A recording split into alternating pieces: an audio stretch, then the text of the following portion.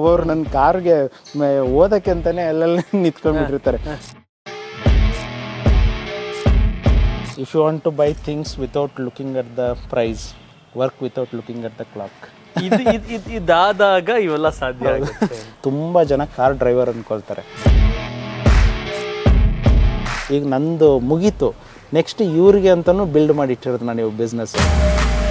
99 failure ಆಗಿ ಒಂದೇ ಒಂದು ಪಾಸ್ ಆಗಿದೆ ಅಂದರೂ ಕೂಡ ಅದು ಎಲ್ಲೇ ಹೋಗ್ಬಿಡುತ್ತೆ ಗ್ರಾಫ್. ಸ್ಕೂಲಿಂದ ಬಂದು ಹಸು ಸಗಣಿ ತೆಗೆದ್ರೇ ಮಾತ್ರ ಒಂದು ಮುದ್ದೆ ಕೊಡ್ತೀರ ತಿನ್ನಕ್ಕೆ. ಟೈಮ್ ನೋಡದೆ ಕೆಲಸ ಮಾಡುವವರು ಬೇಕಾಗಿದ್ದಾರೆ.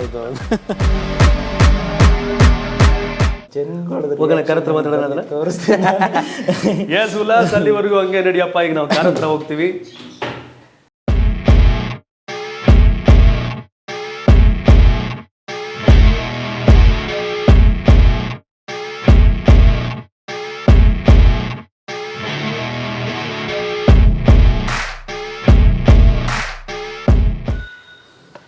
ಬನ್ನಿ. ಒಳಗಡೆ ಏನು 650 ರುಪೀಸ್ ಬ್ಲೂ ಕಲರ್ ಕಾರ್ ಇತ್ತಲ್ಲ, ಅದರ ಅರ್ನಿಂಗ್ಸ್ ಇಲ್ಲಿ ನಾನು ಹೇಳ್ದಲ್ಲ ನೆಕ್ಸ್ಟ್ ನನ್ನ ಡ್ರೀಮ್ ಕಾರ್ ಅಂತೇಳಿ, ಅಲ್ಲಿ ಒಳಗಡೆ ನೋಡಿ. ಆ್ಯಕ್ಚುಲಿ ನಾನು ಕಾರಲ್ಲಿ ಕುತ್ಕೊಂಡ್ರು ನನ್ನ ಡ್ರೀಮ್ ಕಾರ್ ಕಾಣಿಸುತ್ತೆ. ಮತ್ತು ಅಲ್ಲಿ ಫೋರ್ಡ್ ಮಸ್ಟ್ಯಾಂಗು ನನಗೆ ಕಲರ್ ಅದನ್ನೇ ಈ ಕಲರ್ ರೆಡ್. ನಾನು ಆ್ಯಕ್ಚುಲಿ ಇವಾಗ ಅದನ್ನು ಬ್ಲೂ ಕಲರು, ಬಟ್ ಇವಾಗ ನಮ್ಮಲ್ಲಿ ಅದೆಲ್ಲ ರೀಸೆಂಟಾಗಿ ಬಂದಿರೋದು ಮಾಡೆಲ್ಲು. ಸೊ ಈಗ ರೆಡ್ ಕಲರ್ ಆಪ್ಷನ್ ಇಲ್ಲ ಇವಾಗ. ಕಲರ್ ಕುತ್ಕೊಳ್ಳೋಕ್ಕೆ.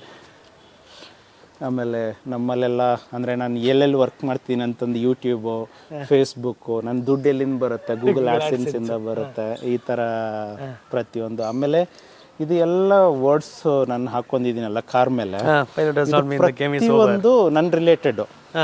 ಅಂದರೆ ಇದು ಯಾವುದೂ ಕೂಡ ಯಾರ್ದು ಅಂತಲ್ಲ, but your voice can change the world ಅಂತ ಅಂದ್ಬಿಟ್ಟು. ಅಂದರೆ ನಾವು ಏನೇ ಒಂದು ಮಾಡಿದ್ರು ಕೂಡ ನಾವು ಹೇಳೋದಕ್ಕಿಲ್ಲ, ಬೇರೆಯವ್ರ ಜನ ಎಲ್ಲ ಮಾತಾಡ್ಕೊಳ್ತಾರೆ ಅಂತಂದ್ಬಿಟ್ಟು. So your business is not in internet, then your the business is out of business ಅಂತಂದ್ಬಿಟ್ಟು ತುಂಬ ಇದೆ. ಇದು ನನ್ನ ಫೇವ್ರೇಟು. ನಾನು ಈ ವರ್ಡ್ಗೇನೆ ವರ್ಕ್ ಮಾಡ್ತೀನಿ ಅಂತ ಅಂದ್ಕೊಳ್ಳಿ.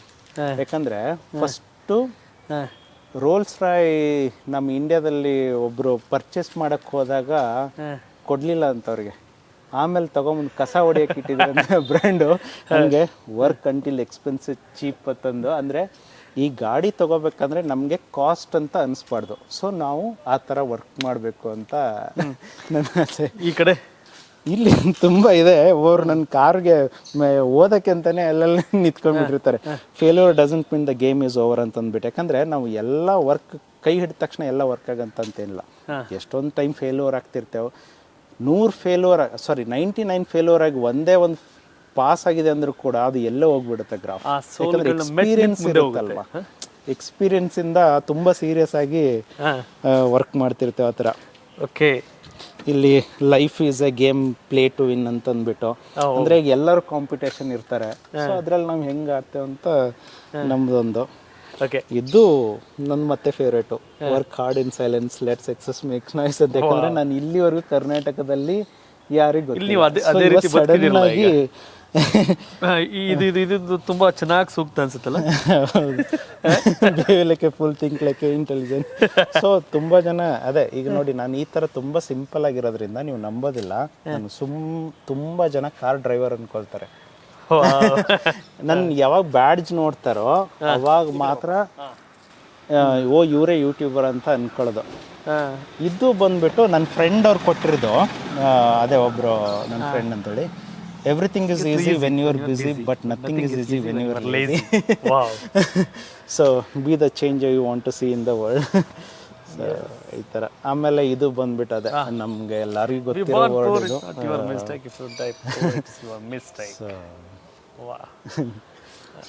ಏನು ಈ HSR ಲೇಔಟ್ನ ಭಾಳ ಲವ್ ಮಾಡ್ತೀರಾ ಅಂತ ಕಾಣುತ್ತೆ. ಅದಕ್ಕೆ HSR ಲೇಔಟ್ ಬ್ಯಾಂಗ್ಳೂರು ಕರ್ನಾಟಕ. ನನಗೆ HSR ಇಂದನೇ ಆ್ಯಕ್ಚುಲಿ ಒಂದು ರೆಕಗ್ನೈಸ್ ಆಗಿದ್ದು. ಆಮೇಲೆ HSR ಅಲ್ಲಿ ಸರ್ ನಾನು ತುಂಬ ವ್ಯಕ್ತಿಗಳಿಂದ ಇಂಡೈರೆಕ್ಟಾಗಿ ಕಲ್ತಿದ್ದೀನಿ. ಫಾರ್ ಎಕ್ಸಾಂಪಲ್, ಈ ಕಾರ್ನರ್ ಒಬ್ಬರು ಮನೆ ಇದೆ, ಅವ್ರು ಎಷ್ಟು ಸಿಂಪಲ್ ಆಗಿರ್ತಾರಂದರೆ ತಿಂಗಳಿಗೆ 30 ಲಕ್ಷ ಮೇಲೆ ರೆಂಟ್ ಬರುತ್ತೆ ಅವರಿಗೆ. ಅವ್ರದ್ದು ನಾವೇ ನಮ್ಮ ಕಷ್ಟ ಇದೆ ಅಂತಂದ್ರೆ ಅವ್ರದ್ದೊಂದು ಟೈಮ್ ಮೀಟ್ ಮಾಡಿದಾಗ ಹೇಳಿದ್ರು, ನಮಗೆ ಸ್ಕೂಲಿಂದ ಬಂದು ಹಸು ಸೆಗಣಿ ತೆಗೆದ್ರೇ ಮಾತ್ರ ಒಂದು ಮುದ್ದೆ ಕೊಡ್ತೀರಂತ ತಿನ್ನಕ್ಕೆ.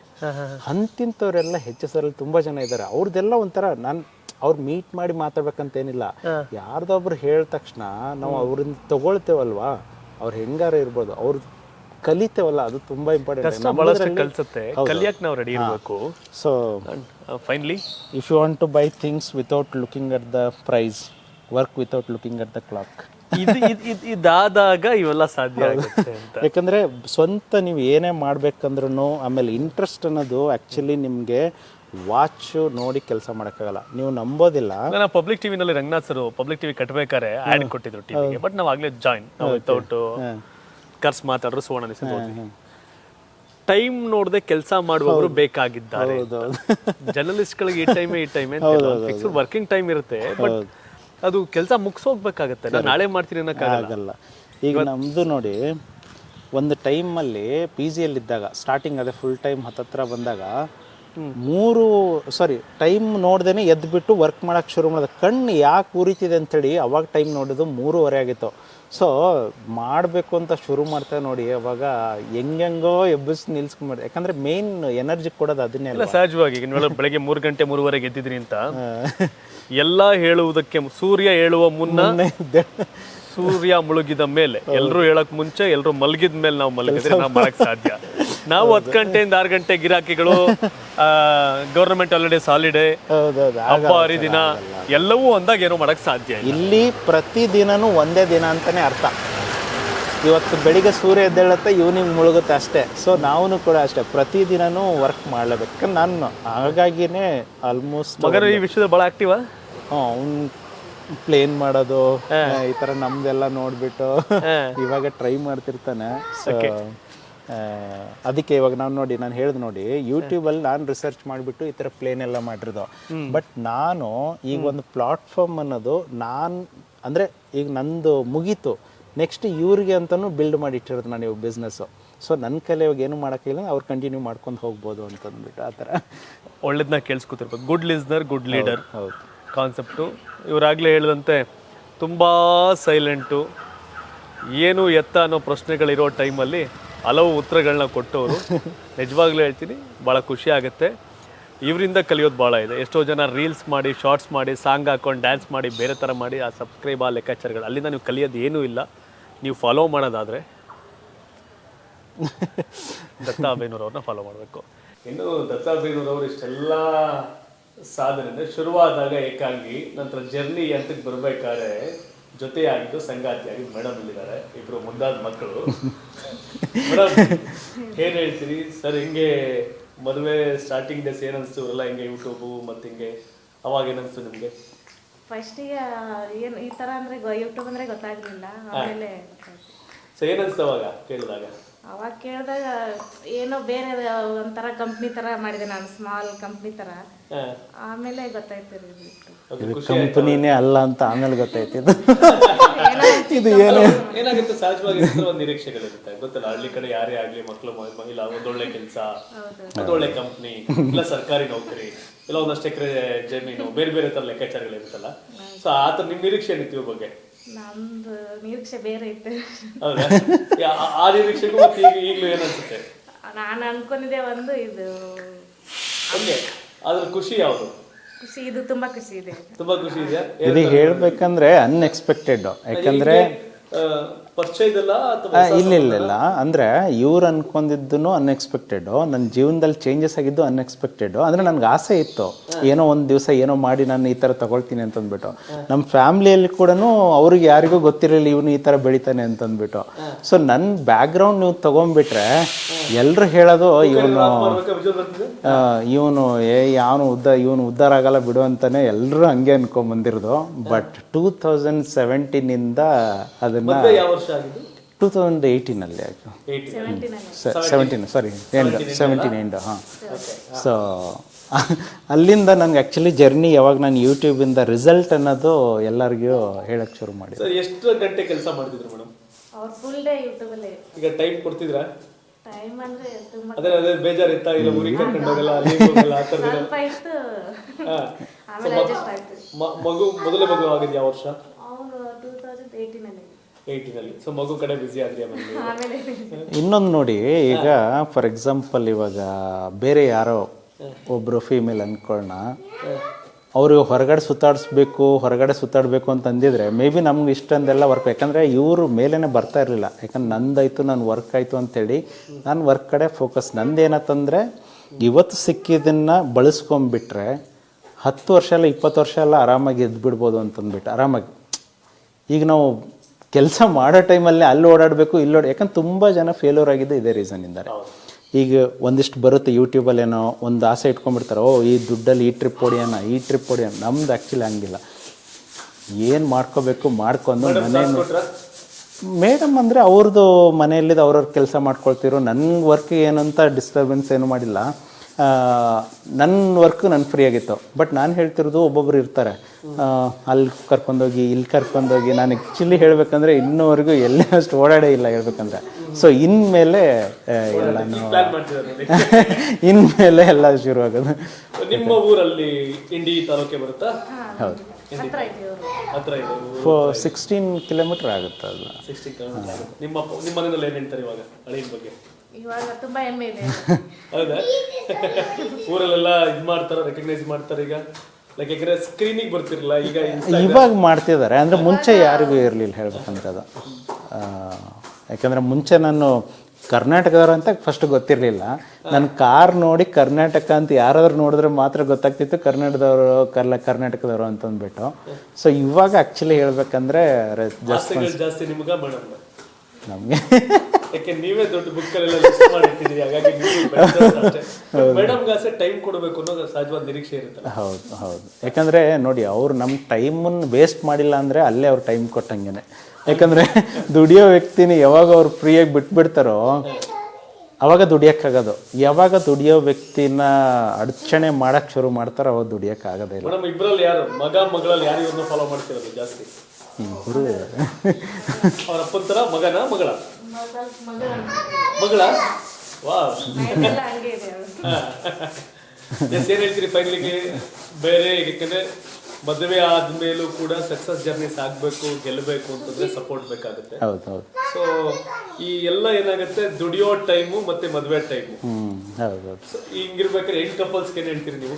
ಸರ್, ನಾನು ಹೇಳೋದು ಏನಂತಂದರೆ, ಯಾವುದಾದ್ರೂ ಒಂದು ವ್ಯಕ್ತಿ ಮನೇಲಿ ಕೆಲಸ ಮಾಡ್ತಿದ್ದಾರಂದರೆ ಫಸ್ಟು ಅವ್ರನ್ನ ಬಿಟ್ಬಿಡ್ಬೇಕು. ಯಾಕಂದರೆ ಕೆಲಸ ನಾಳೆ ನಾಡಿದ್ದು ಮಾಡ್ಕೋತೀನಿ ಅಂತಂದರೆ ಆಗಲ್ಲ. ಮತ್ತೆ ಒಂದೊಂದು ಟೈಮು ಮಾಡ್ಕೊಂಬಿಟ್ರೆ ಮತ್ತೆ ಎಲ್ಲರ ಜೊತೆಯಾಗಿ ಒಂದರಲ್ಲೇ ಇರ್ಬೋದು. ಈಗ ಫಾರ್ ಎಕ್ಸಾಂಪಲು, ಈಗ ಇವ್ರು ಮದುವೆ ಆದ ತಕ್ಷಣ ಏನೋ ಒಂದು ರೀಸನಿಂದ ಒಂದು ಡಿಸ್ಟರ್ಬ್ ಅಂತ ಅಂದ್ಕೊಳ್ಳಿ, ನಮ್ಗೆ ವರ್ಕ್ ಮಾಡೋಕ್ಕಾಗಲ್ಲ.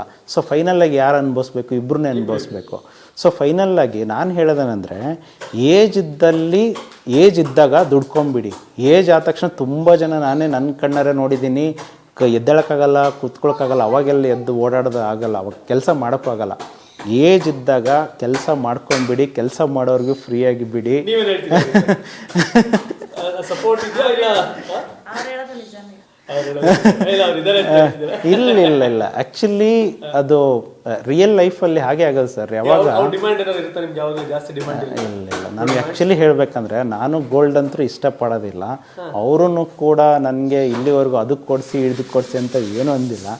ಒಂಥರ ಹೆಂಗೆ ಅಂದರೆ, ಅವರು ತುಂಬ ಸೈಲೆಂಟು ಹೇಳಬೇಕಂದ್ರೆ. ಇಷ್ಟುವರೆಗೂ ಅದು ಒಂಥರ ನಡ್ಕೊಂಡ್ಬಂದಿದ್ದಕ್ಕೆ ಅವ್ರು ಸೈಲೆಂಟು, ನನ್ನ ಪಾಡಿ ನನ್ನ ವರ್ಕ್ ಅಂತಂದ್ಬಿಟ್ಟು ಹೇಳ್ಬೇಕಂದ್ರೆ ನಾವು ಮನೆಯಲ್ಲೆಲ್ಲ ಅಷ್ಟೊಂದು ತುಂಬ ಮಾತಾಡೋದಿಲ್ಲ. ಎಷ್ಟೋ ಬೇಕೋ ಅಷ್ಟೇ ಸುಮ್ಮನೆ ನಾರ್ಮಲ್ ಆಗಿ. ಒಂದು ದಾಂಪತ್ಯ ಸಕ್ಸಸ್ ಆಗಬೇಕು ಅಂದ್ರೆ, ಸಂಗಾತಿ ಸಕ್ಸಸ್ ಆಗಬೇಕು ಅಂತಂದ್ರೆ ಕೋಆರ್ಡಿನೇಷನ್ ಬೇಕಾಗುತ್ತೆ. ಇವರು ಕೆಲಸ ಮಾಡ್ತಾ ಕೂತಿದ್ರು ಕೂಡ ಅದಕ್ಕೆಲ್ಲ ಸಾಥ್ ಕೊಟ್ಟಿದ್ದು ಬೆಳಿಲಿಕ್ಕೆ ಮದುವೆ ನಂತರದ ಒಂದಷ್ಟು ಸಪೋರ್ಟ್ ಕಾರಣ ಅಂತ. ಹಾಗಾಗಿ ದುಡಿಬೇಕಾದ್ರೆ ದುಡ್ದು ಬಿಡೋಣ, ಆಮೇಲೆ ನಂತರ ಏನಾರ ಮಾಡೋಣ. ದುಡಿಯೋ ಶಕ್ತಿ ಇದೆ, ಈಗ ದುಡಿಬೇಕು ಅಂತ ಹೇಳ್ತಾರೆ. ಫೈನಲಿ ಬೆಳಿಗ್ಗೆಯಿಂದ ಶುರು ಮಾಡಿದ್ವಿ, ಮಧ್ಯಾಹ್ನ ಆಯ್ತು. ಏನ್ ಹೇಳ್ತೀರಿ ನಮ್ಮ ಕರ್ನಾಟಕ ಟಿವಿ ಆಡಿಯನ್ಸ್ಗೆ ಹೇಳ್ತೀರಿ? ಸರ್, ನಾನು ಏನು ಹೇಳ್ತೀನಿ ಅಂತಂದರೆ, ನನಗೆ ಫಸ್ಟು ಶಿವಕುಮಾರ್ ಸರಿಂದ ಕಾಲ್ ಬಂದಾಗ ನಾನು ಅನ್ಕೊಂಡೆ, ಯಾಕಂದರೆ ಇವ್ರದ್ದು ಹೆಸರು ಕೇಳಿರಲಿಲ್ಲ, ಅಂದರೆ ನೀವೇ ಅಂತ ಗೊತ್ತಿರಲಿಲ್ಲ. ಟಿ ವಿಯಲ್ಲಿ ನಾನು ನೋಡಿದ್ದೆ. ಫಸ್ಟ್ ಕಾಲ್ ಬಂದಾಗ ನಾನು ಅಂದ್ಕೊಂಡಿದ್ದು, ನಾನು ಸ್ವಲ್ಪ ಬೆಳೆದಿದ್ದೀನಿ, ಒಂದು ಸ್ವಲ್ಪ ದೊಡ್ಡ ವ್ಯಕ್ತಿ ನನ್ನನ್ನು ಕಾಲ್ ಮಾಡ್ತಿದ್ದಾರೆ ಅಂತಂದ್ರೆ ಅವಾಗ ಅನ್ಕೊಂಡೆ ಇಲ್ಲ ಸರ್ ಇಲ್ಲ subscriber and earning and reach ಇಲ್ಲ ನಿಮ್ಗೆ ಹಾಗೆ ಅನಿಸ್ಬೋದು ಸರ್, ನಿಮ್ಮಲ್ಲಿ 4ನೇ 1 ಭಾಗ ಅಷ್ಟೇ. ಇಲ್ಲ ಸರ್ ನಿಮ್ಗೆ ಹಂಗೆ ಅನಿಸ್ಬೋದು, ಬಟ್ ನನಗೆ ಒಂದು ವ್ಯಕ್ತಿ ರೆಕಗ್ನೈಸ್ ಮಾಡಬೇಕಂತಂದ್ರೆ ನಾವು ಎಷ್ಟೇ ಹೇಳೋದಕ್ಕಂದ್ರೂ ನಾವು ಇಷ್ಟು ಮಾಡಿದಕ್ಕಂದ್ರೂ ಅದನ್ನಲ್ಲ, ಬೇರೆಯವ್ರ ವ್ಯಕ್ತಿ ಹೌದು ನೀವು ಮಾಡಿದ್ದೀರಾ ಅಂತ ಹೇಳೋದು ತುಂಬ ಮ್ಯಾಟ್ರ್ ಆಗುತ್ತೆ. ಸೊ ನಾನು ಅರ್ನ್ ಮಾಡಿರ್ಬೋದು ಇಲ್ಲನಲ್ಲ, ಬಟ್ ಬೇರೆಯವರಿಗೆ ಒಂದು ರೆಕಗ್ನೈಸ್ ಆಗೋದಾಗಲಿ ಇಂಟ್ರೊಡ್ಯೂಸ್ ಮಾಡ್ಕೊಳ್ಳೋದಾಗಲಿ ಅದು ಆ್ಯಕ್ಚುಲಿ ಬಂದು ನಿಮ್ಮ ಚಾನಲಿಂದ ಆಗ್ತಿರೋದು. ಹಾಗಾಗಿ ತುಂಬ ಧನ್ಯವಾದಗಳು. Thank you so much. Madam ಕೂಡ ಬಹಳ ಸಂಕೋಚದಲ್ಲೇ ಸ್ವಲ್ಪ ಕೊಟ್ಟರು, ಬಟ್ ಸಮಾಧಾನ ಇದೆ, ಖುಷಿ ಇದೆ. ವೀಕ್ಷಕರು ಇಷ್ಟೇ, ಕರ್ನಾಟಕದ ಅದರ ಉತ್ತರ ಕರ್ನಾಟಕದ ವಿಜಯಪುರ ಜಿಲ್ಲೆಯ ಇಂಡಿ ತಾಲೂಕಿಂದ ಅಲ್ಲಿಂದ ಬಂದು ಇಲ್ಲಿ ಬೆಂಗಳೂರಲ್ಲಿ ಬದುಕು ಕಟ್ಕೊಂಡು ಇಡೀ ವಿಶ್ವದಾದ್ಯಂತ ಚಾನಲ್ನ ಟ್ರೆಂಡ್ ಮಾಡಿಕೊಂಡು ಏನಾಗುತ್ತೆ, ಈಸಿ ಅಲ್ಲ ಬದುಕು ಕಟ್ಕೊಳ್ಳೋದು. ಆದರೆ ನಾವೆಲ್ಲ ಇಲ್ಲೇ ಯೋಚನೆ ಮಾಡ್ತಿರ್ತೀವಿ, ಪಕ್ಕದ ಮನೆ ಏನು, ಪಕ್ಕದ ಏರಿಯಾ ಏನು, ಪಕ್ಕದ ಊರೇನು ಅಂತ. ಆದರೆ ಅದನ್ನ ಮೀರಿ ಸ್ವಂತ ಕಂಟೆಂಟ್ಗಳನ್ನ ಕ್ರಿಯೇಟ್ ಮಾಡೋದ್ರ ಮೂಲಕ ಒಂದೊಳ್ಳೆ ಸಂದೇಶವನ್ನು ಕೊಟ್ಟಿದ್ದಾರೆ. ಕರ್ನಾಟಕದಲ್ಲೇ ಮತ್ತೆ Benur brothers youtuber and thank you so much sir. Thank you sir, thank you. ನಾವೇನು ಹೇಳ್ತೀರಿ, ಇದೆಲ್ಲ part by part separate segment ಅಲ್ಲಿ ಪಬ್ಲಿಷ್ ಆಗ್ತಿದೆ. ಸೊ ಎಲ್ಲ ಎಪಿಸೋಡ್ಗಳನ್ನು ವಾಚ್ ಮಾಡಿ ಅಂತ ನನ್ನ ಕಾರ್ಯಕ್ರಮ ಮುಗಿಸ್ತಾ ಇದೀನಿ. ಮತ್ತಷ್ಟು ಮಗದಷ್ಟು ಪ್ರಶ್ನೆಗಳೇನಾದ್ರು ಇದ್ರೆ ಕೇಳಿ, ಇನ್ನೊಂದು ಸೆಕ್ಷನ್ ಯಾವಾಗಾದ್ರೂ ಅವಕಾಶ ಸಿಗ್ತಕ್ಕಂಥ ಮಾಡ್ತೀನಿ ಅಂತ ಹೇಳ್ತಾ, ಆಮೇಲೆ ನನ್ನ ಫಾಲೋವರ್ಸ್ಗೆ ಸ್ವಲ್ಪ ಕ್ವಶನ್ಸ್ ಇದೆ. ಯಾಕಂದರೆ ನಾನು ಇವಾಗ ಜಸ್ಟ್ ಕರ್ನಾಟಕದಲ್ಲಿ ಇಲ್ಲ ಕನ್ನಡದಲ್ಲಿ ಅಂತ ಗೊತ್ತಾಗ್ತಿರೋದು. ನಿಮ್ಗೆ ಏನೇ ಡೌಟ್ಸ್ ಇದ್ದರೂ ಕೂಡ, ಅಂದರೆ ನನ್ನ ಜರ್ನಿ ಬಗ್ಗೆ ಆಗಿರ್ಬೋದು, ನಾನೊಂದು ಪ್ರಾಜೆಕ್ಟ್ ಮಾಡಿರೋದ್ರ ಬಗ್ಗೆ ಆಗಿರ್ಬೋದು, ಕಂಪ್ಲೀಟ್ ಶಿವಕುಮಾರ್ ಸರ್ ಇಂಟರ್ವ್ಯೂ ಮಾಡಿದ್ದಾರೆ. ನಿಮ್ಗೆ ಏನೇ ಡೌಟ್ ಇದ್ದರೂ, ಅಂದರೆ ಈ ಯೂಟ್ಯೂಬ್ ಬಗ್ಗೆ ಏನೇ ನಾನು ಮಾತಾಡ್ತಿದ್ದೀನಲ್ಲ ಅದು ಏನೇ ಇದ್ದರೂ ಇವ್ರ ಚಾನಲಲ್ಲಿ ಹೋಗ್ಬಿಟ್ಟು ನೋಡಿ. ನಿಮಗೆ A to Z ನಾನು ಹೆಂಗೆ ಬೆಳೆದೆ, ಹೆಂಗೆ ಸ್ಟಾರ್ಟ್ ಮಾಡಿದೆ ಅನ್ನೋದು. ನನಗೆ ಫಸ್ಟ್ ಟೈಮ್ ಒಂದು ಇಂಟರ್ವ್ಯೂ ಚೆನ್ನಾಗಿ ಮಾಡಿರೋದಂದರೆ ಶಿವಕುಮಾರ್ ಸರ್. ಸೊ ಪ್ರತಿಯೊಬ್ಬರೂ ಕೂಡ ನಿಮ್ಗೆ ಯಾರಿಗಾದ್ರೂ ನನ್ನ ಬಗ್ಗೆ ತಿಳ್ಕೊಬೇಕಂದವರು ಖಂಡಿತವಾಗ್ಲೂ ಈ ಚಾನಲ್ ವಿಸಿಟ್ ಮಾಡಿಬಿಟ್ಟು ನೀವು ನೋಡ್ಬೋದು. Thank you. ಎಸ್, ಎಲ್ಲದಕ್ಕಿಂತ ಹೆಚ್ಚಾಗಿ ಏನಾಗುತ್ತೆ ಅಂದರೆ, ಚಿನ್ನನ ಡೈಮಂಡ್ನ ಪರೀಕ್ಷೆ ಮಾಡೋಕ್ಕೆ ಅದದೇ ಆದಂಥ ವಿಧಾನಗಳಿರುತ್ತೆ. ಈಗಾಗಲೇ ಅಚೀವ್ ಮಾಡಿರ್ತಕ್ಕಂಥ, ಸಾಧಿಸೋಕೆ ಇನ್ನೊಂದಷ್ಟು ಗುರಿ ಇಟ್ಕೊಂಡು ಗುರಿ ಸಾಧನೆ ಮಾಡ್ತಿರ್ತಕ್ಕಂಥ ದತ್ತಾ ಬೇಣು ನನಗೆ ಭಾಳ ಖುಷಿಯಾದಂಥ ವ್ಯಕ್ತಿ. ಅಂಡ್ ಇಲ್ಲಿ ಬಂದು ನೋಡಿದಾಗಲೇ ಇವ್ರದೇ ಆದಂಥ ಪ್ರಪಂಚವನ್ನು ಇಲ್ಲಿ ಕಟ್ಕೊಂಡಿದ್ದಾರೆ. And thank you so much ಹೇಳ್ತಾ ನಿಮ್ಮ ಅಭಿಪ್ರಾಯನ ಕಾಮೆಂಟ್ ಮಾಡಿ ತಿಳಿಸಿ. ಧನ್ಯವಾದ. ಇದು ಕರ್ನಾಟಕ ಟಿವಿ, ಕನ್ನಡಿಗರ ಧ್ವನಿ.